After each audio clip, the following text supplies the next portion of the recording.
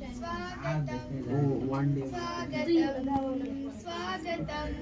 स्वागतम स्वागतम आपका कर रहा हर सुमन। आप आए यहाँ आपको सत नमन। स्वागतम स्वागतम स्वागतम स्वागतम। भक्त को मिल गए देव बिन आपसे, धन्य शिक्षा सदन हो गया आपसे। आपके साथ आया सुगंधित पवन। आप आए यहाँ आपको सत नमन। स्वागतम स्वागतम स्वागतम स्वागतम। दिल के तारे से फूले सुमनहार कुछ, मंजुमाला नहीं तुझ उपहार कुछ। आपको है समर्पित हमारे सुमन। आप आए यहाँ आपको सत नमन। स्वागतम स्वागतम स्वागतम स्वागतम। थैंक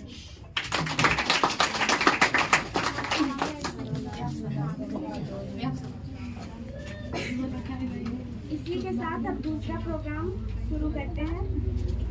दूसरा नाम है नौसबा शायरी। नौसबा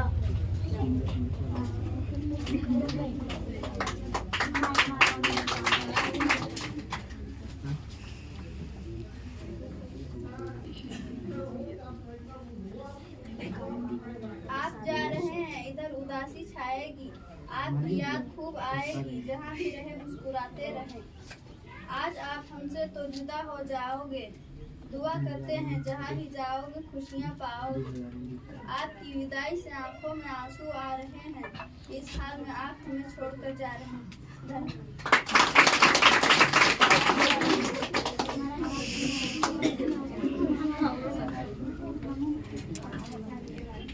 अब अगला प्रोग्राम स्टार्ट करते हैं। सादिया आफ्रीन स्पीच।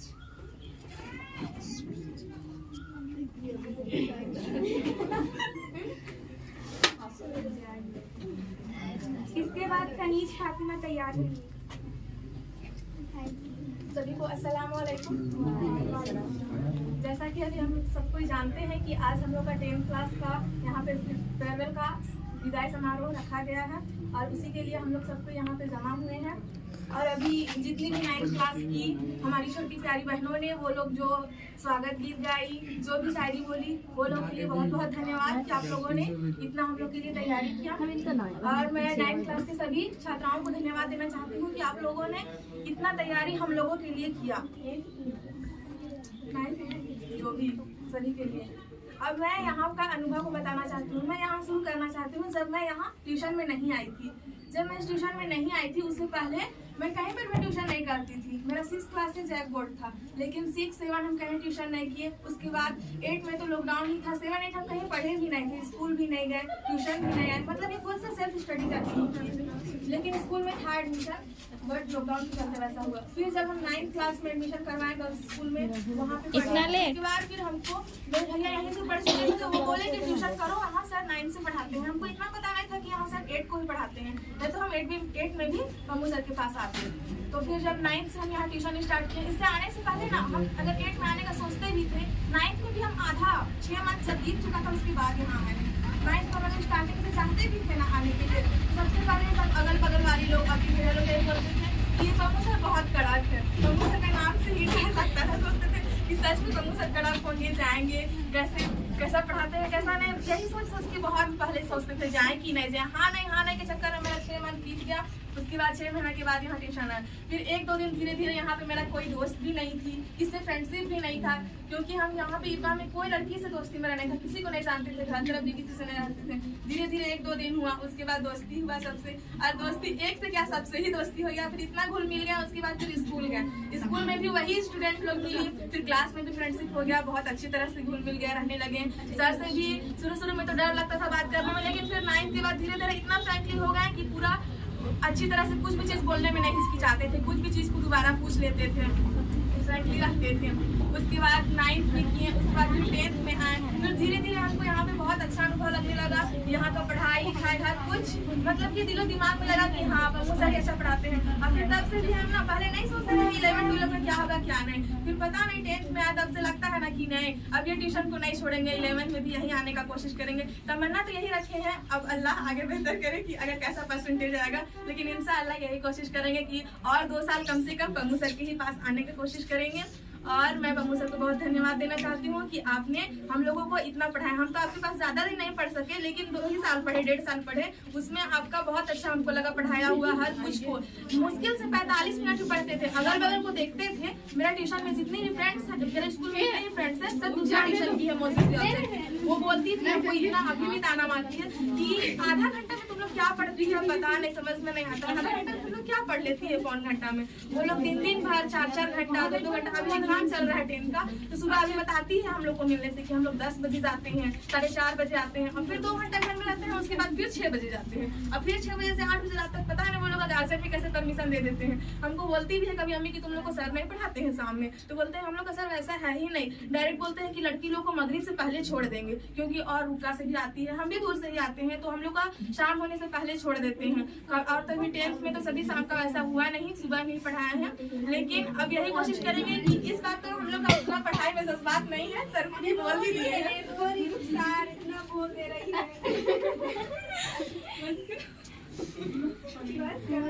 बस हम यही कोशिश करते हैं कि सब भी अच्छा से पढ़िए लिखिए और सब भी 10th में अच्छा परसेंटेज लाइए। हाँ, 2 एग्जाम जो भी आ चुका है, 2 एग्जाम हो चुका है, 2 में जैसा भी बीता, अभी 4 तो बाकी है ना, उसका अच्छा से कोशिश कीजिए और अच्छा से एग्जाम दीजिए। बस इतना ही कहकर मैं अपनी बात को यहीं पर खत्म करती हूँ।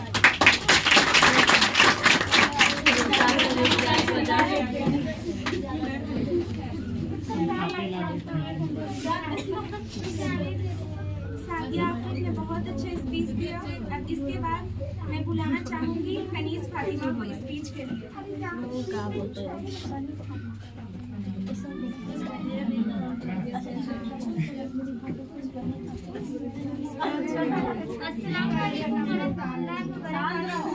जैसा कि सादिया ने भी बताया और हम सबको पहले से मालूम है, आज हम यहाँ 10th के फेयरवेल के लिए इकट्ठे हुए हैं।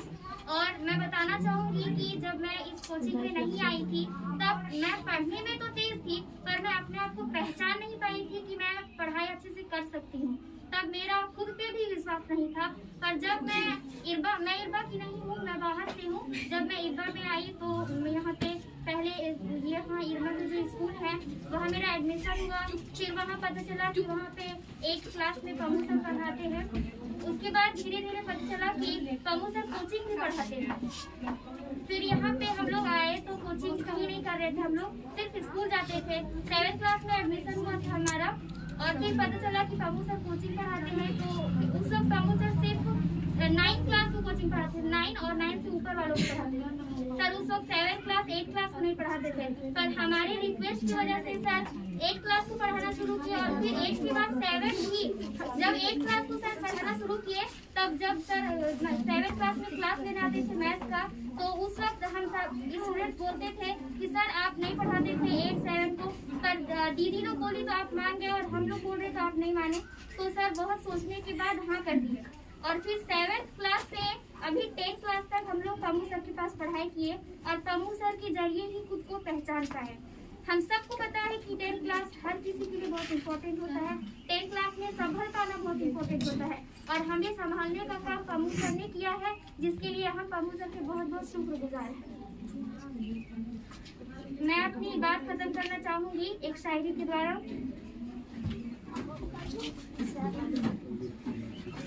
बिना गुरु नहीं होता जीवन साकार, सर पर होता जब गुरु का हाथ, तभी बनता जीवन का सही आकार।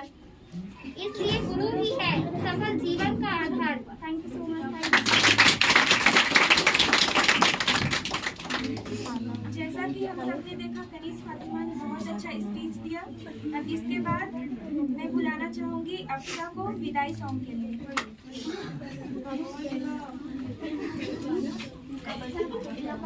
सर ये लोग आता है।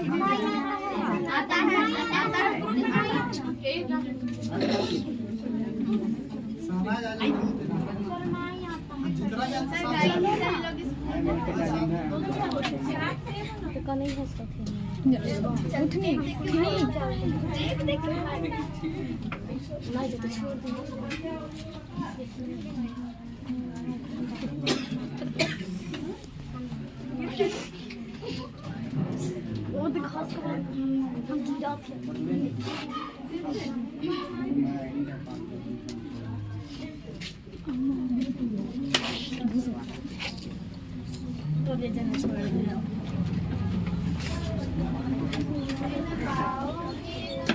हम भूल पाएंगे, पाओगे तुम ना हम भूल पाएंगे।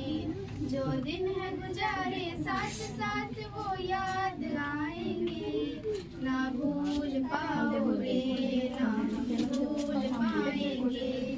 याद आएंगे वो सब याद आएंगे। जब हम छोटे थे ये दिल छोटा था, बड़े आंखों के जैसा ये दिल सोचा था। जब हम छोटे थे ये दिल छोटा था, बने आँख के जैसा ये दिल सोचा था। सपनों में जो पंख लगे उड़कर दिखलाएंगे, जो दिन है गुजारे साथ साथ वो याद आएंगे। ना भूल पाओगे ना हम भूल पाएंगे। याद आएंगे वो सब याद आएंगे। छू लो हर मंजिल यही चाहेंगे हम, बन जाओ काबिल जश्न मनाएंगे हम। छू लो हर मंजिल यही चाहेंगे हम, बन जाओ काबिल जश्न मनाएंगे हम। बड़ी जरूरत हमसे कहना तारी तोड़ लाएंगे, जो दिन है गुजारे साथ साथ वो याद आएंगे। ना भूल पाओगे ना भूल पाएंगे। याद आएंगे वो सब याद आएंगे।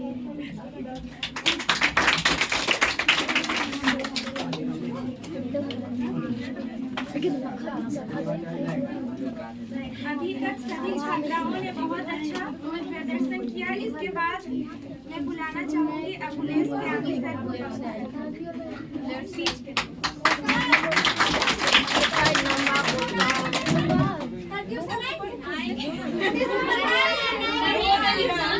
शांत रहिए।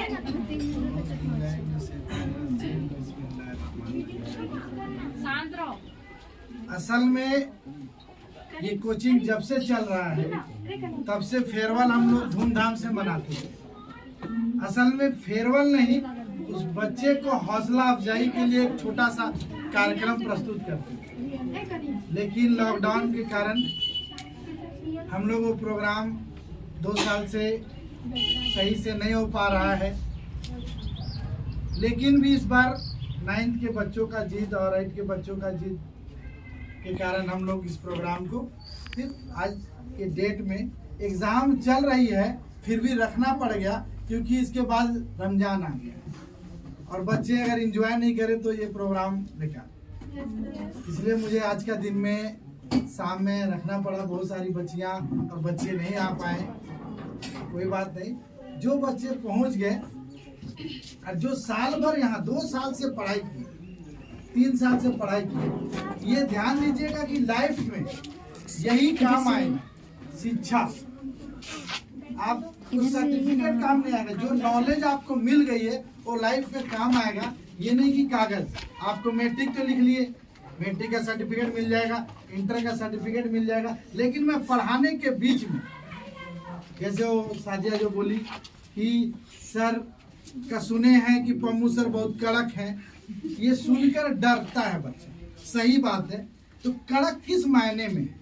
असल में शिक्षा सिर्फ कागजी नॉलेज मैट्रिक इंटर कर लिए वो जरूरी नहीं है। सही इंसान बनना ही सही शिक्षा होता है। और अगर आप सही इंसान नहीं बन पाए तो मैट्रिक में टॉपर भी हो गए, इंटर में टॉपर भी हो गए, तो कोई काम का नहीं है। इसलिए आपको क्या करना पड़ेगा? सही इंसान वाला शिक्षा लेना है। और इसी कारण से बच्चे डरते हैं कि पम्मू सर बहुत कड़क है, इसलिए कि मैं उन्हीं चीज़ों से रोकता हूँ जो बच्चे भटक सकते हैं, दूसरे रास्तों में चले जाते हैं। मैं उन्हें उस रास्ते से रोकने की कोशिश करता हूँ, जिसके कारण ये बच्चे को माइंड में गड़बड़ धारणा बैठ गई है। लेकिन जब बच्चे मिल जाते हैं मुझसे तो उन्हें समझ में आ जाता है कि सही क्या है गलत क्या है। जो नहीं आए हैं नहीं जानते उसे पता नहीं है। जैसे जो भी बच्चा मेरे बारे में बोलता है वो बच्चा से पूछोगे कि पम्मू सर से मिले हो तो नहीं, ना वो मुझे देखा है ना उससे मुझसे मिला है, लेकिन मेरे बारे ज़्यादा जानता है, मेरे बारे ज़्यादा। और जो बच्चा मेरे पास पढ़ा है वो बच्चा मेरे बारे कम जानता है। अब ये कौन सा अजूबा है ये आप लोग बेहतर जान सकते हैं। इसलिए इन सब चीज़ों को ध्यान में नहीं रखना है, मेन ये देखना है कि हमको कौन सा डायरेक्शन पर चलना है। अब आपका मैट्रिक एग्जाम चल रहा है, मैट्रिक के बाद इंटर है ना, इंटर अच्छा से मेहनत कीजिए, जहाँ भी रहिए आप बेहतर ढंग से पढ़ाई कीजिए। जरूरी नहीं कि मेरे पास आने से ही पढ़ाई हो, जब तक से आपके अंदर जज्बा नहीं होगा कोई टीचर नहीं पढ़ा सकता। सिर्फ यूं ही अगर आप चाह लिए कि टाइम पार करना है और कहीं भी कर सकते हैं, लेकिन आपके अंदर जज्बा है तो सिंपल टीचर से भी आप हेल्प लेकर पढ़ सकते हैं। जरूरी नहीं कि एकदम टैलेंटेड टीचर ही होना चाहिए। जो टीचर हल्का सा यूं बता दिया, हिंट दे दिया, अगर आपके माइंड में बैठ गया वो आंसर तो बेहतर टीचर कहलाता है। और अगर नहीं बैठा तब आपके लिए वो तो आप इंटर में अच्छा से मेहनत करेंगे, जहाँ भी रहेंगे खुश रहेंगे। लेकिन जो चीज़ों को मैं ध्यान दिलाया हूँ, बतलाया हूँ कि उन सब चीज़ों पर ध्यान नहीं देंगे, उन सब चीज़ों से कोशिश कीजिएगा लाइफ दूर रहिएगा तो हमेशा खुशहाल रहिएगा, अन्यथा आपके साथ परेशानी। इसलिए आप इन सब चीज़ों को ध्यान में रखिएगा। अब ध्यान दीजिएगा कि आप लोगों का पिछला साल 2022 में आप पिछले बैच को बहुत अच्छा ढंग से फेयरवेल दिए थे और साइंस एग्जीबिशन और क्राफ्ट प्रतियोगिता हुआ था। इस बार हम लोगों के साथ कुछ परेशानी उत्पन्न हुई जिसके कारण ये साइंस एग्जीबिशन नहीं हुआ। इंशाअल्लाह बच्चों का मांग आया है तो ईद मिलन के समारोह में हम लोग साइंस एग्जीबिशन प्लस ईद समारोह एक साथ करेंगे। लेकिन यहाँ विदाई के साथ साथ साइंस एग्जीबिशन होता था, तो इसमें हम लोग पिछला ग्रुप में जो बच्चे बेहतर ढंग से बनाए थे मैं उन्हें बुलाना चाहता हूँ कि वो आकर अपना प्राइज और सर्टिफिकेट ले लेंगे। सबसे पहले फर्स्ट ग्रुप में है एक आकांक्षा और कनीज फातिमा, दोनों आ जाएंगी।